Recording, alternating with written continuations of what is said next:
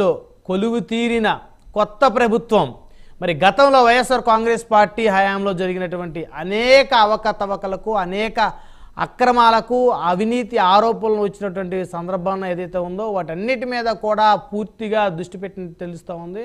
So ప్రధానంగా చూస్తే కార్పొరేషన్లు, అదేవిధంగా డిజిటల్ కార్పొరేషన్లు, సో అన్ని కార్పొరేషన్లో కూడా అవకతవకలు జరిగాయి అని చెప్పేసి అయితే కూటమి నేతలు ఆరోపిస్తూ ఉన్నారు. ప్రధానంగా అన్ని కార్పొరేషన్లో కూడా అక్రమాలు జరిగాయి, అవినీతి జరిగిందని చెప్పేసి.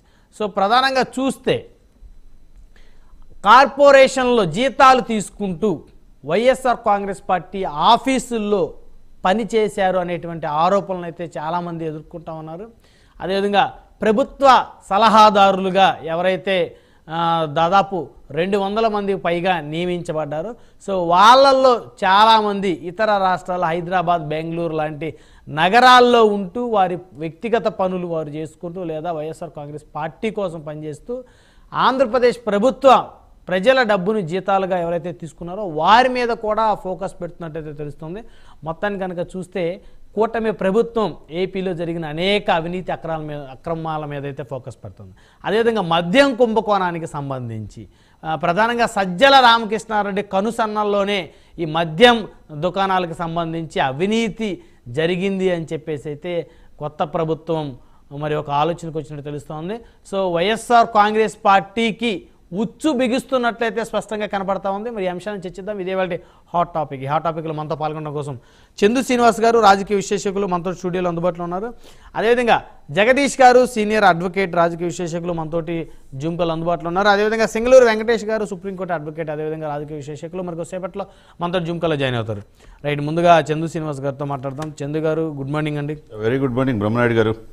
మనతో పాటు ఉన్న ప్యానెల్లో జగదీష్ గారికి, సింగళూరు గారికి అందరికీ గుడ్ మార్నింగ్. సో ఆంధ్రప్రదేశ్కి ఉప ముఖ్యమంత్రిగా పవన్ కళ్యాణ్ గారు ఛార్జ్ తీసుకున్నారు నిన్న. సో ఉప ముఖ్యమంత్రి పదవికి ఆయన క్రేజ్ తీసుకొచ్చారు. ఎందుకంటే గత ప్రభుత్వంలో దాదాపు 5గురు పైగా ఉప ముఖ్యమంత్రులు ఉన్న పరిస్థితి. పేరుకి ఇంకా చెప్పాలంటే రాష్ట్ర ప్రజలకు ఆ ఉప ముఖ్యమంత్రుల పేర్లు 5గురు పేర్లు కూడా చెప్పలేని పరిస్థితి ఉన్న పరిస్థితి ఉంది. సో ఈసారి అయితే ఆంధ్రప్రదేశ్కి ఒకే ఒక ఉప ముఖ్యమంత్రి, అది జనసేన అధినేత. సో ఆయనకు అమరావతి రైతులు ఘన స్వాగతం పలికారు. మరి ఆయన నిన్న ఛార్జ్ తీసుకున్నారు. ఆయన మీద రాష్ట్ర ప్రజలు మరి అనేక రకాలుగా ఆశలు పెట్టుకున్న పరిస్థితి ఉంది. నిజాయితీ పరిపాలన అందించడంలో జనసేన అధినేత కీలక పాత్ర పోషిస్తారు. ఆంధ్రప్రదేశ్ ముఖ్యమంత్రితో కలిసి మరి తాను పరిపాలనలో తాను కీలకమైనటువంటి పాత్ర పోషిస్తారు, భాగస్వామి అవుతారని. సో మొత్తానికి వైసీపీ ప్రభుత్వంలో జరిగినటువంటి అనేక అక్రమాలు, దోపిడీలు, మద్యం దుకాణాలకు సంబంధించి అవకతవకల మీద అయితే కూటమి ప్రభుత్వం ఫోకస్ చేసింది. మరి ప్రభుత్వ డబ్బుని ప్రజల డబ్బుని జీతాలుగా తీసుకొని ఎవరైతే కార్పొరేషన్లో చైర్మన్లుగా, అదేవిధంగా కార్పొరేషన్లో ఉద్యోగులుగా పనిచేసే ఉన్నారో మరి వారు వ్యక్తిగతంగా పార్టీ కోసం పనిచేశారు, పార్టీ ఆఫీసుల్లో పనిచేశారనే ఆరోపణలు పెద్ద ఎత్తున వస్తున్నాయి. ఏపీ ఫైబర్ నెట్ సంబంధించి గౌతమ్ రెడ్డి గారి మీద కూడా ప్రధానంగా ఆరోపణలు వస్తున్నాయి. ఆ సెటప్ బాక్సుల మీద అవకతవకలు జరిగాయి. సో ఒకటే కాదు, ఎక్కడ పట్టుకున్నా గత ప్రభుత్వానికి సంబంధించి ఎక్కడ పట్టుకున్నా ఏదో ఒక అవినీతి, ఏదో ఒక అక్రమం. సో మరి వీటన్నిటి మీద కూడా కూటమి ప్రభుత్వం ఫోకస్ పెట్టింది. మరి ఏ మేరకు మరి వీళ్ళు నిరూపించగలుగుతారు? డెఫినెట్గా అండి.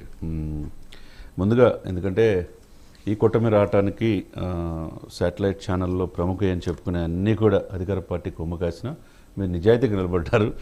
హ్యాట్సాప్. ఎన్నో ఒడిదుడుకులు, ఎన్నో ఇబ్బందులు అని తెలియనే కాదు. మీ యాజమాన్యానికి మీకు హ్యాట్సాప్ చెప్తూ, ఎందుకంటే ఒక సామాజిక బాధ్యతగా తీసుకున్నారు. ఆంధ్రప్రదేశ్లో ప్రజల కోసం, ప్రజల్లో ఏమున్నదో తెలియజేశారు. లేకపోతే మీరు చెప్పినట్టుగా ముఖ్యంగా ముందు చంద్రబాబు నాయుడు గారిని మిత్రధర్మం పర్ఫెక్ట్గా పాటిస్తున్నందుకు ఆయనకి అభినందనలు చెప్పాలి. ఎందుకంటే ఆయన్ని ఉప ముఖ్యమంత్రిగా, డిప్యూటీ సీఎంగా చోట్ల నా పాయింట్ ఆఫ్ వ్యూ ఏంటంటే సహచర ముఖ్యమంత్రి అనుకుంటున్నాను పవన్ కళ్యాణ్ గారు. డెఫినెట్గా.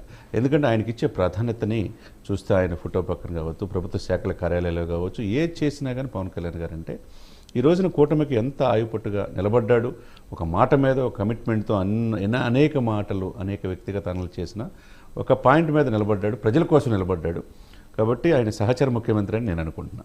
ఇకపోతే మీరు నిన్న చెప్పినట్టుగా ఆయన ఛార్జ్ తీసుకోవటం, మొన్న వెళ్ళి రాజధాని రైతులు అయితే అండి, ఎక్కడైతే ఆయన ముళ్ళ కంచెలు రోడ్డు మీద పెట్టి సీఎం వస్తున్నాడు, రావడానికి వీల్లేదని ఆపారు. కాలికి దెబ్బ తగిలి రక్తం కారుతున్నా కానీ అది తొలగించుకొని వెళ్ళాడు ఆ రోజున. అదే రైతులు ఎన్ని కింటాలో తెలియదు కానండి బ్రహ్మనాయుడు గారు, మొత్తం రోడ్డంతా కూడా పూలు నిండిపోయింది, రోడ్డు మొత్తం కూడా పూలతోటి స్వాగతం పలికారంటే. అంతకుముందు చంద్రబాబు నాయుడు కావచ్చు, నిన్న పవన్ కళ్యాణ్ గారు, అంటే వాళ్ళ రాజధాని రైతులు ఎంత ఆనందం, ఎంత ఆవేదన ఉందో అర్థం చేసుకోవచ్చు. మాకు వీళ్ళైతే చేయగలరనే ఆలోచనతో వాళ్ళు మొత్తం అన్ని గ్రామాల నుంచి 13 కిలోమీటర్ల తరలి ఆ రోజు రాజధాని రైతులకు ఒక ఆశాదీపం లాగా నిలబడ్డాడు, మాట మీద నిలబడ్డాడు. అదేవిధంగా అక్కడి నుంచి సెక్రటరియట్లు అడుగుపెట్టిన, కానీ సెక్రటరియట్లో ఏ ఛాంబర్లో కూడా అన్ని బ్లాక్లో ఎంప్లాయీలు ఎవరు లేరు, మొత్తం బయటకు వచ్చి స్వాగతం పలికారు గతంలో. ఆ విధంగా ఆయన స్వాగతం పలికిన తీరు కావచ్చు. తర్వాత నిన్న క్యాంప్ ఆఫీసులో ఆయన ఏదైతే 2019లో ఎవరు అనుకోలే, అంటే జాతీయ ఉపాధి హామీ పథకాన్ని మన రైతులకు కూడా అనుసంధానం చేస్తే వ్యవసాయాన్ని బెనిఫిట్ జరిగిద్దన్న ఆలోచన ఆ రోజునే ఉందంటే ఎంత దూరదృష్టో మనం చెప్పాలి, 100% చెప్పాలి. అంటే పవన్ కళ్యాణ్ గారికి ఎంత దృష్టి ఉందని దీని మీద. యాదృచ్ఛికంగా ఆ శాఖ తీసుకోవటం, ఉపాధి హామీ పథకాన్ని ఉద్యానవన సంబంధించిన పనులకు అనుసంధానం చేసే దాని మీద సంతకం పెట్టడం, రెండోది గిరిజన గ్రామాల్లో పంచాయతీ నిర్మించడానికి సంతకం పెట్టడం అనేది ఈ 2 చారిత్రాత్మకమైన అంశాలు. ప్రజలకు ఏది కావాలో ఆ శాఖలు ఆయనకి ఉన్నాయి. మీరన్నట్టు చాలా హుందాగా స్వీకరిస్తున్నారు. ఒకవైపు ఆయన 5 హామీలు సంతకం పెట్టి సీఎం గారు ఏదైతే క్షేత్రంలోకి దిగాడో, ఆ తర్వాత పోలవరం, ఈరోజు రాజధాని పరిసర ప్రాంతాలు తిరుగుతున్నాడు, రేపు అసెంబ్లీలో అడుగుపెట్టబోతున్నారు. ఒక సిస్టమేటిక్గా వర్క్ డిస్ట్రిబ్యూషన్ చేసినట్టుగా కనపడుతుంది. ఏ శాఖలు అయితే నిన్న పవన్ కళ్యాణ్ గారు ఈ శాఖలన్నీ రివ్యూ చేయడం, ఫారెస్ట్ డిపార్ట్మెంట్తో ఎక్కడైతే ఫారెస్ట్లో ఎర్రచంద్రం మీరు అన్నట్టు రాష్ట్రం అన్ని రంగాల్లో అస్తవ్యస్తం అవినీతిమయమైపోయింది. దీన్ని ఏదైతే తెలంగాణలో శ్వేతపత్రం ప్రతి డిపార్ట్మెంట్ ఇవ్వాలి అని చెప్పి రేవంత్ రెడ్డి చెప్పినట్టుగా ఆంధ్రప్రదేశ్లో కూడా ప్రతి డిపార్ట్మెంట్లో గత 5 సంవత్సరాలు ఏం జరిగిందో శ్వేతపత్రం రిలీజ్ చేయాల్సిందే. దేంట్లో నువ్వు సుందరమైన భవనం 500 కోట్లతో కట్టారు, ఏ ఉద్దేశంతో కట్టారు, ఏ ఆలోచనతో కట్టారు అనేది మొత్తం ఇవ్వాలి కదా. ఎవరెవరు ఖర్చు పెట్టారు, ఎవరికి ఎట్లా టెండర్స్ ఇచ్చారా లేదా, లేకపోతే రెడ్ శాండిల్ శేషాచల కొండలో ఏమైపోయింది, గంజాయి ఎందుకు ఇది అయిపోతుంది, ప్రతిదానికి అడ్డాగా ఇవన్నీ కూడా ప్రజలకు తెలియాల్సిన అవసరం ఉన్నది. ఇన్నాళ్ళు పరిపాలించారు, మీకు 151 సీట్లు 22 ఎంపీలు ఇచ్చినప్పుడు మంచి పరిపాలన, సుపరిపాలన అందిస్తారని. ఇన్ని ఆరోపణలు వచ్చినప్పుడు ఆరోపణలు కనుక రుజువైతే, తప్పు చేస్తే కనుక ఎవరైనా చట్టంలో సమానం కదా, అది తప్పదా? కానీ ఇప్పుడు ఏదైతే గత ప్రభుత్వం అవకతవకలను బయటికి తీయకపోతే ప్రజలు వీరికి ఇన్ని సీట్లు ఇచ్చి మ్యాండేట్ ఇచ్చి కూడా ఉపయోగం ఉండదు. ఇప్పుడు వాసుదేవ్ రెడ్డి బెవరేజ్ కార్పొరేషన్స్ ఉన్నాడు, మొదటి నుంచి మద్యం సంబంధించి ఆయన దగ్గర ఉన్నాయి. ఆయన ఎన్ని హార్డ్ డిస్క్లు అన్ని స్వాధీనం చేసుకున్నారు. ఆయన తర్వాత సీఎం గారి మీద, సజ్జల గారి మీద ఆరోపణలు ఉన్నాయి. దాని కనుక ప్రభుత్వ ఆస్తుల్ని కస్టోడియన్గా ఉండాలి తప్పితే ప్రభుత్వ ఆస్తులు నా జేబులో చేసుకుందామంటే కుదరదు. అది సిఐడి వాళ్ళు పని వాళ్ళు చేసుకుంటే అయిపోతుంది.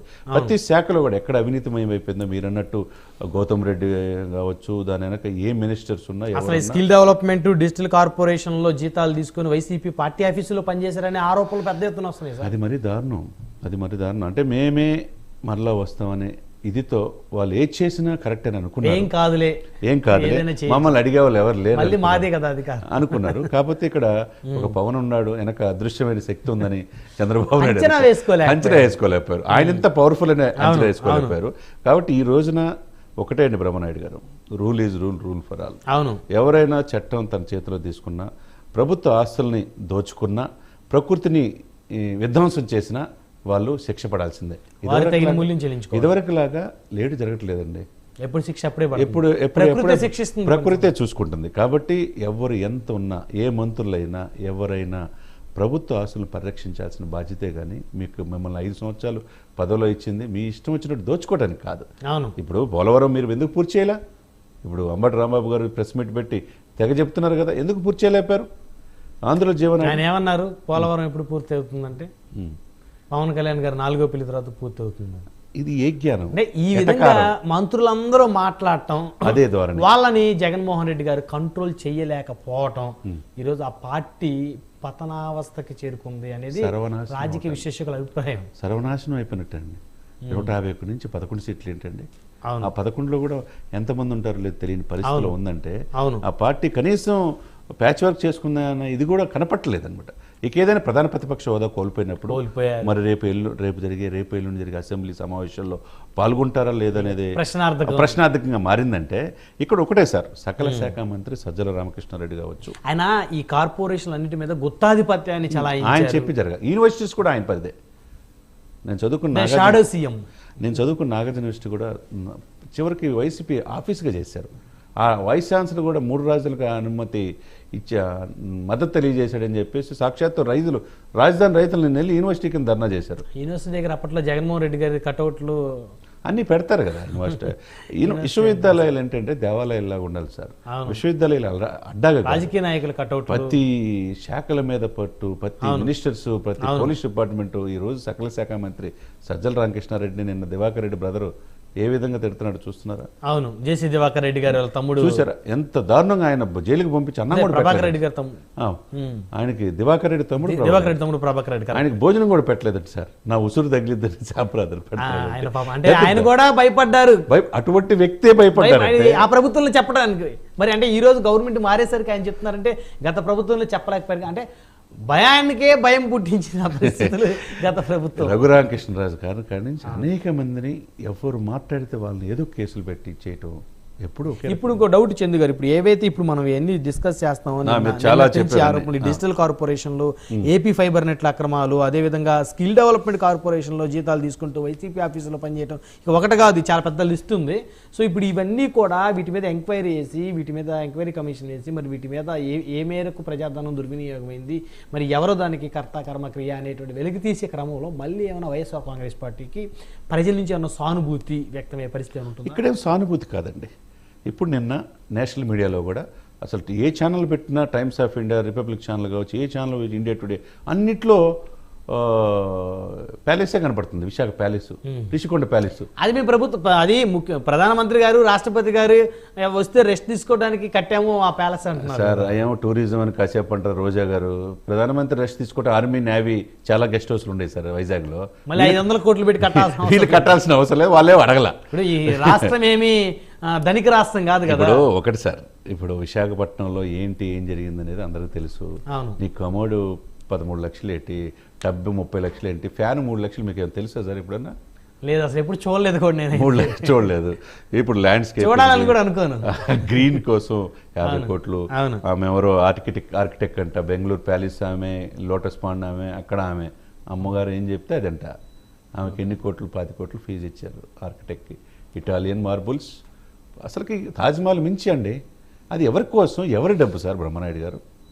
దాన్ని ఏం చేస్తారో కందులు దుర్గేష్ గారి చేతిలో ఉంది టూరిజం శాఖ. దాన్ని ఏంది చక్కగా తాజ్ గ్రూప్కో ఏదో హోటల్కి ఇచ్చేస్తే ప్రకృతి చక్కగా హోటల్స్ పాయింట్ ఆఫ్ చేసుకుంటే ప్రభుత్వానికి రెవెన్యూ వస్తుంది. దాని ద్వారా ప్రజలకు ఏదో ఒక పథకానికి ఆ డబ్బులు ఏదో దానికి ఉపయోగపడతాయి. ఇప్పుడు ఇక్కడ ఏం సానుభూతి అనేది ఏమి ఉండదండి. ఏ శాఖలో ఎవరు అవినీతి పాల్పడితే వాళ్ళని కక్కించాల్సిందే, తప్పదు. అందులో ఎవరు ఊరుకున్నా పవన్ కళ్యాణ్ ఊరుకోడు, చంద్రబాబు నాయుడు అసలు ఊరుకునే పరిస్థితులు లేడు. నిన్న 19 మంది కలెక్టర్లను మార్చేశారంటే, శ్రీలక్ష్మి, ప్రవీణ్ ప్రకాష్ లాంటి వాళ్ళు ఆయనకు వెన్నుదన్నుగా ఉండాలని జీఏడీలు రిపోర్ట్ చేయమన్నారంటే మీరు అర్థం చేసుకోవచ్చు. ఈరోజు ద్వారకా తిరుమలరావు గారు ఏపీ డీజీపీగా ఛార్జ్ తీసుకున్నారు. డీజీపీగా సమర్థవంతమైన ఆఫీసర్గా పేరుంది ఆయన. తెలంగాణలో కూడా హైదరాబాద్లో చేశాడు, సైబరాబాద్ కమిషనర్గా. ఆయన ఆర్టీసీ ఎండీగా ఉన్నారండి ప్రజెంట్. ఈరోజు ఛార్జ్ తీసుకుంటున్నారు. ఆయనేమో హోంశాఖ సెక్రటరీగా గుప్తా గారిని వేసేసి ఈయన్ని డీజీపీగా చేస్తున్నారు. సో మొత్తానికి అధికారులు కూడా కంప్లీట్గా మంచి సమర్థవంతమైన కాటమనేని భాస్కర్ సిఆర్డీ వేశారు. అంటే వైసీపీ ప్రభుత్వంలో జగన్మోహన్ రెడ్డి గారు ఆయన మంత్రులతో అంటకాగిన అధికారులకి ప్రాధాన్యత లేని పోస్టింగ్లు ఇస్తున్నారు అనేది కూడా ఇంకొచ్చి అసలు లేదు. జీఏడీకి రిపోర్ట్ చేయమన్నారు. వాళ్ళకి అప్రాధాన్యత పోస్టులు ఇస్తారు. ఎవరైతే సమర్థవంతంతో ఉన్నారో ఈ 19 మంది పోస్ట్ ఇస్తేనే ఏ విధంగా పరిపాలన ఉంటుందో అర్థమైపోతుందండి క్లియర్గా బ్రహ్మనాయుడు గారు. మళ్ళీ వస్తాను చందు గారు.